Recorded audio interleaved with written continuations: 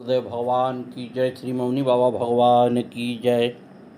अच्छे लोग जितना भ्रमण करें, जितना प्रचार प्रसार करें, उतना ही समाज की भलाई होती है। देखिए एक संत कैसे अपने शिष्य को समझा रहे हैं। गुरु नानक देव जी और उनके शिष्य का एक गांव में जोरदार स्वागत हुआ और कई दिनों तक सभा संगत और आनंद गांव वालों ने लिया। कुछ दिन बाद जब गुरुजी चलने को तैयार हुए तो पूरा गांव उन्हें विदा करने गांव की सीमा तक आया। गुरुजी ने उन्हें संबोधित करते हुए कहा, तुम सब बिखर जाओ, बिछुड़ जाओ। यह कहकर नानक जी ने दूसरे गांव की राह पकड़ी। दूसरे गांव में उन्हें किसी ने रात गुजारने तक का जगह नहीं दी। किसी तरह रात काटकर गुरुजी आगे रवाना हुए तो गांव वाले से बोले, तुम सब संगठित रहो, मिलकर रहने में ही तुम सबकी भलाई है। राह में एक शिष्य पूछ बैठा, गुरुजी पिछले गांव में तो हमें मान सम्मान मिला था, तब आपने उस गांव वालों की बिखरने और बिछोड़ने को कहा और इस गांव में हमारा तिरस्कार हुआ तो आपने इन्हें एकता में बांधने का सूत्र दिया। यह क्या भेद है? गुरुजी बोले, अच्छे लोग जहाँ भी जाएंगे वहीं सुसंस्कारों की सुगंध फैलाएंगे, इसलिए मैंने उनको फैलने का आशीर्वाद दिया। और बुरे लोग जहाँ जाएंगे वहाँ बुराई को ही जन्म देंगे। अतः उनके एक जगह और एक साथ रहने में ही समाज की भलाई है। गुरुदेव महाराज की जय। आप सभी पूज्य संतों की कथा सुन रहे हैं। श्री पद्मावती जी साक्षात भगवती लक्ष्मी की अंशावतार ही थी। पद्म सदृश कांति होने के कारण उनके माता पिता ने उनका पद्मावती यह नाम रखा था। पद्मावती जी का जन्म त्रिपुरा नगर में एक ब्राह्मण दंपति के घर हुआ था। आपके पिता पंडित श्री प्रभाकर जी महाराज भगवती लक्ष्मी के अनन्य आराधक थे। उनकी आराधना के फलस्वरूप साक्षात भगवती लक्ष्मी ही उनकी कन्या के रूप में अवतरित हुई थी।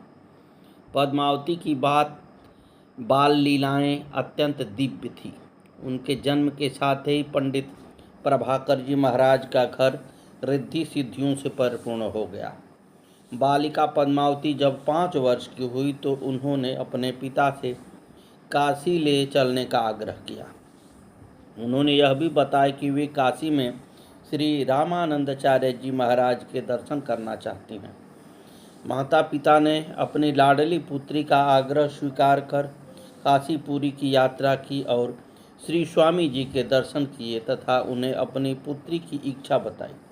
श्री स्वामी जी तो सिद्ध संत थे ही, उन्हें पद्मावती के साक्षात स्वरूप को समझने में देर नहीं लगी।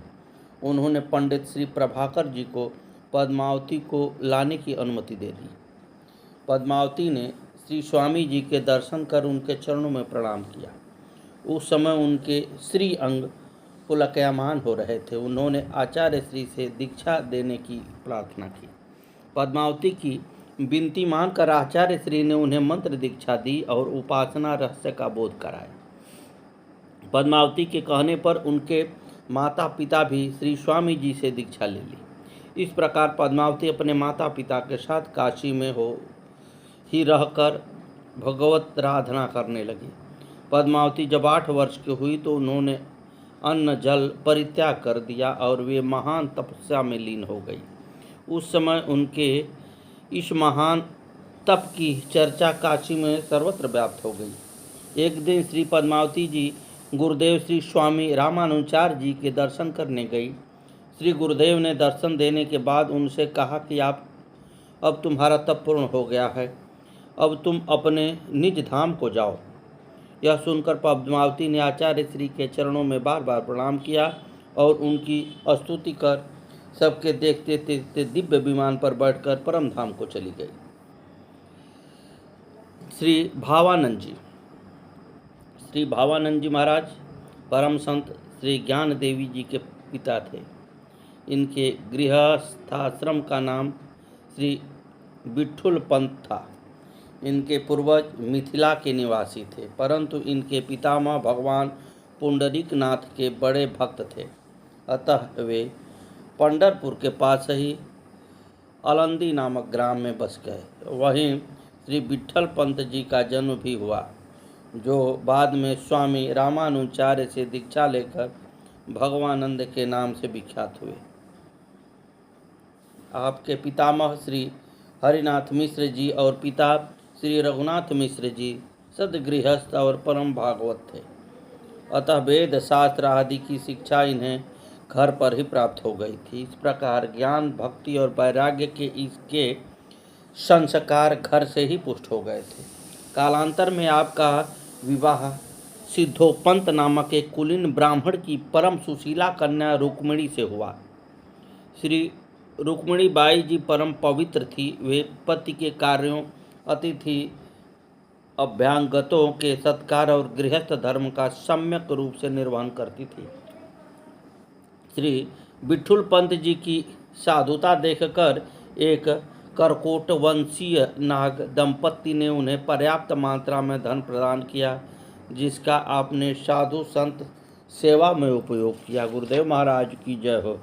एक दिन आपके यहाँ एक संत आए। सत्संग के दौरान उन्होंने बताया कि काशी में श्री रामानंदाचार्य नाम से एक परम भागवत वैष्णव संत हैं। मैं उन्हीं का दर्शन करने जा रहा हूँ। यह सुनकर आप भी काशी जाने के लिए तैयार हो गए। पत्नी को घर गृहस्थी और अतिथि सेवा का कार्य सौंपकर स्वयं उन संत भगवान के साथ काशी के लिए स्थान प्रस्थान कर गए। मार्ग में उन्हें अनुभूति हुई कि मेरे साथ चल रहे संत साक्षात विश्वामित्र जी हैं और इनके साथ सुकुमार अवस्था के श्याम गौर दो किशोर श्री राम लक्ष्मण हैं। फिर क्या था, वहीं इनकी भाव समाधि लग गई। समाधि से जागृत होने पर उन्होंने देखा कि वहाँ न तो वे संत हैं और न ही दोनों किशोर। फिर तो वे प्रभु दर्शन के लिए व्याकुल हो गए और हा राम, हा रघुनाथ कहते हुए करुण क्रंदन करने लगे। कहते हैं कि इनकी इस प्रकार की दशा देखकर दो बालक इनके पास आए और इन्हें खाने के लिए भगवत प्रसाद दिया और फिर इन्हें मार्ग दिखाते हुए काशी के पंचगंगा घाट पर पहुंचा दिया, जहां स्वामी रामानंदाचार्य आश्रम था। उन बालकों के प्रति आपका श्री राम लक्ष्मण का भाव था, अतः उनके चले जाने पर पुनः आप विरह व्याकुल हो गए। उसी समय श्री रामानंदाचार्य महाराज के संग की दिव्य ध्वनि आपके कानों में पड़ी, जिसे श्रवण कर आपके अंतःकरण में ज्ञान का उदय हुआ और आपने स्वामी रामानंदाचार्य जी महाराज की शरण ग्रहण की। स्वामी जी ने आपको राम मंत्र की दीक्षा देकर आपका नाम भगवानंद रख दिया। स्वामी जी अपने शिष्यों सहित धर्म प्रचारार्थ संपूर्ण देश में भ्रमण करते रहते थे। इसी क्रम में वे एक बार श्री रामेश्वरम धाम की यात्रा पर गए थे। संयोग से एक दिन उन्होंने आलंदी ग्राम में विश्राम किया। यह वही ग्राम था जहाँ भगवानंद जी का गृहस्थाश्रम का घर था। स्वामी जी का आगमन जानकर गांव के समस्त नर नारी उनके दर्शन के लिए आए। उनमें भगवानंद जी महाराज की पत्नी श्री रुक्मिणी बाई भी थी। उन्होंने जब स्वामी जी के श्री चरणों में प्रणाम किया तो स्वामी जी ने उन्हें स्वाभाविक रूप से पुत्रवती भव का आशीर्वाद दे दिया। इस पर रुक्मिणी बाई ने कहा, प्रभु मेरे पतिदेव तो आपसे दीक्षा लेकर सन्यासी हो गए हैं, ऐसे में आपका आशीर्वाद कैसे सफल होगा। स्वामी रामानंद जी महाराज सिद्ध संत थे, उनकी वाणी मिथ्या नहीं हो सकती थी। उन्होंने अपनी ज्ञान दृष्टि से भविष्य की घटनाओं को देखते हुए भगवानंद जी को आदेश दिया कि तुम पुनः गृहस्थ आश्रम में लौट जाओ। मेरी आज्ञा होने से तुम्हारा पतन नहीं होगा और न ही तुम्हें कोई पाप लगेगा। तुम्हें 3 दिव्य पुत्र और 1 कन्या की प्राप्ति होगी। तुम्हारे पुत्र साक्षात ब्रह्मा, विष्णु और महेश के अंश होंगे और पुत्री साक्षात योग माया होगी। अतः तुम विश्व का कल्याण करने के लिए पुनः गृहस्थाश्रम स्वीकार करो, यही विधि का विधान है। श्री भगवानंद जी प्रभु की इच्छा जानकर गुरु की आज्ञा से पुनः गृहस्थाश्रम में प्रवेश किया। कालांतर में निवृत्तिनाथ, ज्ञानदेव और सोपानदेव नाम उनके 3 पुत्र हुए, जो आगे चलकर महान संत हुए। एक कन्या हुई जिनका नाम मुक्ताबाई हुआ, वह भी सिद्ध योगिनी थी। इतना सब होते हुए भी वहाँ के ब्राह्मणों ने श्री भगवानंद जी के पुत्रों का यज्ञोपवीत संस्कार कराने से मना कर दिया। उनका कथन था कि एक बार सन्यासी होने के बाद पुनः गृहस्थ आश्रम में लौटकर संतानोत्पत्ति करने की कोई शास्त्रीय व्यवस्था नहीं है, अतः तुम्हें प्रायश्चित करना होगा, तभी तुम्हारे पुत्रों का वैदिक संस्कार संभव है। प्रायश्चित भी कोई साधारण प्रायश्चित नहीं था। पति पत्नी दोनों को शरीर त्यागना होगा, यही प्रायश्चित निश्चित हुआ। श्री भगवानंद जी ने कहा, जिससे धर्मशास्त्र की रक्षा हो, जिससे मेरे पुत्रों का कल्याण हो, वह मेरे लिए भी मंगलकारी है। ऐसा निश्चय कर वे रुक्मिणी बाई को साथ लेकर तीर्थराज प्रयाग चले आए और वहाँ माता त्रिवेणी की गोद में समा गए। योगानंद जी, गणेश जी, कर्मचंद जी, अहल जी, पयहारी जी, रामदास जी और श्रीरंग जी उत्तम गुणों की सीमा तथा महाप्रतापी हुए। श्रीरंग जी के शिष्यों के रूप में परम प्रसन्न श्री नरहरि जी का उदय हुआ। ये सभी निरंतर भक्ति की वर्षा करने वाले मेघ के समान मंगलमय शरीर धारण करने वाले हुए। श्री अनंतानंद जी एवं उनके शिष्य गणों ने श्री रामचंद्र जी तथा श्री कृष्णचंद्र जी का निर्मल यशोगान करके पवित्र कीर्ति रूपी धन संग्रह किया। श्री अनंतानंद जी भगवत रूपी समुद्र को मर्यादा थे। पद्या जी श्री जानकी जी ने आपके सिर पर अपना वरदहस्त कमल रखकर आशीर्वाद दिया। श्री स्वामी अनंतानंद जी चार्य जी के पूज्य श्री चरण कमलों का स्पर्श करके उनके ये शिष्यगण लोकपालों के समान भक्तजनों का पालन करने वाले हुए। सद्गुरुदेव भगवान की जय। श्री अनंतानंद जी महाराज स्वामी श्री रामानंदाचार्य जी महाराज के 12 प्रधान शिष्यों में से एक थे। आपके गृहस्थाश्रम का नाम था पंडित छन्नू लाल था। आपका जन्म श्री अयोध्या जी के समीप राम रेखा नदी के तट पर स्थित महेशपुर नामक ग्राम में हुआ था, परंतु आपकी शिक्षा दीक्षा काशी में हुई और आप वहीं बस गए। आपके पिता पंडित विश्वनाथ मणि त्रिपाठी धनाढ्य ब्राह्मण थे। भगवान श्री राम और अयोध्या धाम के प्रति विशेष निष्ठा होने के कारण ये अवधू पंडित के नाम से विख्यात थे। अवधू पंडित भगवती सरस्वती के बड़े भक्त थे। कहते हैं कि माँ सरस्वती के ही आशीर्वाद से कार्तिक पूर्णिमा सन 1363 को अनंतानंद जी का जन्म हुआ था। महापुरुषों का जीवन बहुत ही विषम होता है। गोस्वामी तुलसीदास जी की भांति आपकी भी माता परम धाम गमन आपके जन्म के ठीक बाद हो गया था। इसके कुछ समय बाद पिताजी की भी छत्रछाया सिर से उठ गई। अब तो बालक छन्नू अनाथ हो गए थे। ऐसे समय में अवधू पंडित जी की यजमान ग्वालों की दृष्टि आप पर पड़ी। उन लोगों ने आपका लालन पालन किया। थोड़ा बड़े होने पर आप भी ग्वाल बालाओं के साथ वन में गाय चराने चले गए। एक दिन आप वन में गाय चरा रहे थे कि उसी समय आपको दिव्य मनसी ध्वनि सुनाई पड़ी। आप उन ध्वनि से आकर्षित होकर उस स्थान पर पहुँचे जहाँ संवरू नामक सांवला सलोना बालक अपनी गायों को चराते हुए बंसी वादन कर रहा था। आपकी बालक संवरू से मित्रता हो गई। वह तो संवरू के साथ गाय चराना और उनका बंसी वादन सुनना आपका नित्य कर्म था। आप दोनों की मित्रता इतनी प्रगाढ़ हो गई कि एक पलक का भी विरह अच्छा नहीं लगता था। अतः आपके एक दिन अपने मित्र से यह बात बताई कि स्वयं को भी अपने घर ले चलने को कहा। कहने की बात नहीं कि आपके मित्र संवरू और कोई नहीं, अखंड ब्रह्मांडाधिपति गोलोकधीश्वर भगवान श्याम सुंदर श्री कृष्ण ही थे। उन्होंने आपसे आंखें बंद करने को कहा और जैसे ही आपने अपनी आंखें बंद की, एक ही क्षण में आप भगवान के नित्य निवास श्री गिरिजा गोवर्धन पहुंच गए। वहां श्री भगवान ने आपको अपनी विविध लीलाओं का दर्शन कराया। इसी इन्हें अपने ब्रह्म स्वरूप का ध्यान हुआ और आपकी भाव समाधि लग गई। पुनः समाधि से जागृत होने पर आपने अपने आप को वन में उसी स्थान पर पाया जहां आपकी संवरों से भेंट हुई थी। अब तो आप विरह व्याकुल हो उठे। इधर भगवान ने पंडित श्री श्याम किशोर नामक एक भगवत भक्त ब्राह्मण को ध्यानावस्था में आज्ञा दी कि वह आपको अपने घर लाए और लालन पालन करे। पंडित श्री श्याम किशोर जी को भी कोई संतान नहीं थी। प्रभु की आज्ञा मानकर उन्होंने अपना पुत्रवत पालन पोषण किया और विद्या अध्ययन के लिए काशी ले आए और फिर वहीं बस गए। आप भगवती सरस्वती के वरद पुत्र थे। थोड़े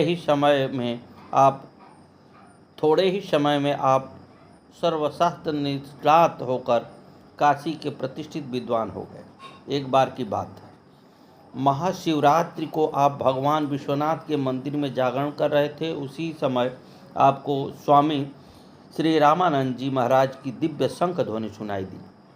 उस शंख ध्वनि से आकृष्ट होकर आप पंचगंगा घाट स्थित स्वामी रामानंद जी के आश्रम में आए और वहीं उसी समय उनका शिष्यत्व ग्रहण कर लिया। फिर घर लौटकर नहीं गए। श्री मदाचार्य चरण ने आपको श्री रामानंद जी की दीक्षा देकर श्री अनंतानंद नाम रख दिया। श्री अनंता जी महाराज परम अमानी और अपरिग्रही वैष्णव थे। आपने अपनी समस्त संपत्ति, घर द्वार आदि को तृण के समान त्याग दिया और आश्रम में रहते हुए बुहारी करने लगे। साधुता सिद्धि की कारण होती है। अनंतानंद जी गुरु कृपा से सिद्ध महात्मा हो गए थे। एक बार श्री कृपाशंकर जी नामक एक सिद्ध योगी आचार्य चरण श्री रामानंद जी महाराज के दर्शन करने आए। उस समय आचार्य श्री समाधिस्थ थे। अनंतानंद जी ने जब दर्शनार्थ आए योगी अतिथि को आकाश में स्थित देखा तो स्वयं भी उनके स्वागतार्थ आकाश में ही जाकर उनके लिए आसन बिछा दिया और धूप से रक्षार्थ चंदोवा तान दिया।